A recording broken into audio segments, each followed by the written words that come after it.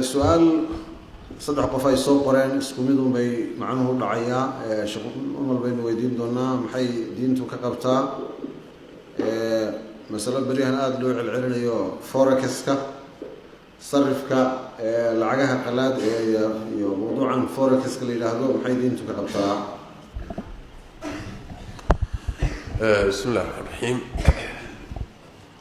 فوركسكا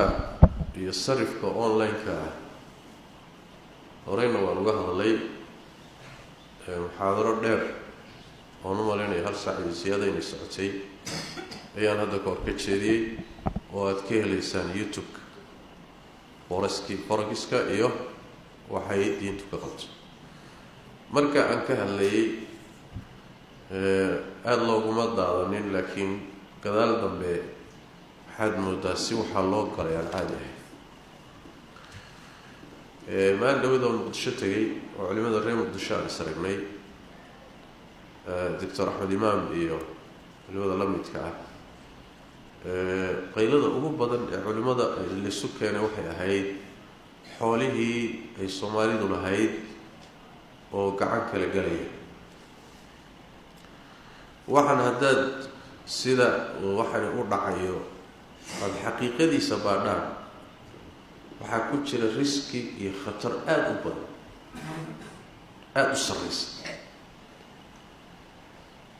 inaga waxaan ka fiirinaynaa un keliyata sheekh bil walba waxbaa ii soo dhacaya wax go-an baan helaya faa'iido kuusaa ka imaanaysa laakiin waxay ku dambayn doonto maanta maalin aan ahayn baa laga sheekayn doonaa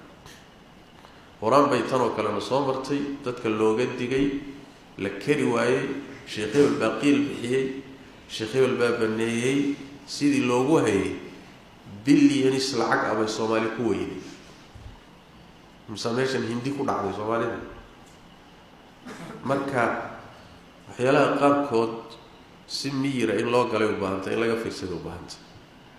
forexiska ama online ka sarifka waa xaraan wadaadka baneeyana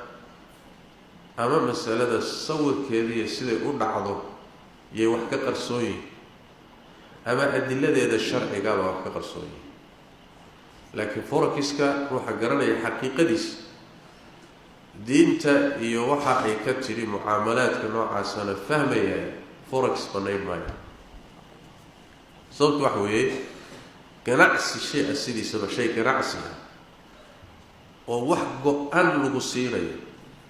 raasamaalkaagiina uu madmuun yahay oo dhib soo gaadhay oo markaad u baahata aad helayso wax xaraan bil ijmaac wax go-an ganacsiga shareecada inuu taqaano wax weeye inaad marna wax yar hesho marna wax badan hesho mar aad khasaarto laana waxay ku xidhan tahay maxaa soo bixi doono oon la garanayn laakiin ganacsi wax go-an lagu siinayo ma jiro waa mar labaad haddii raasamaalkaagu madmuun noqdo oo lagu yidhahdo raasamaalkaagu ma khasaaro ayaduna raasamaalku dayn buu isu bedelaya dayn wixii kugu soo galana waa riba qardi waa mar saddexaade sarifkan ay ku leeyihiin waxbaa laga helayaa siduu u dhacayo iyo gacanta uu ku jiro labaa soo gelaya ribal fadlina way soo geli ribal nasii'ana way gashaa sarifkuna waa meelaha ugu khatarsan iyo dahabku oo ay ribadu shareecadu galisay dadka mucaamalaadka sameynayana kuwan wax idinka qaadaya ma ah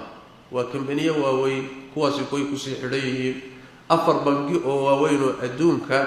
ayaa waxaan sameeya suuqyadan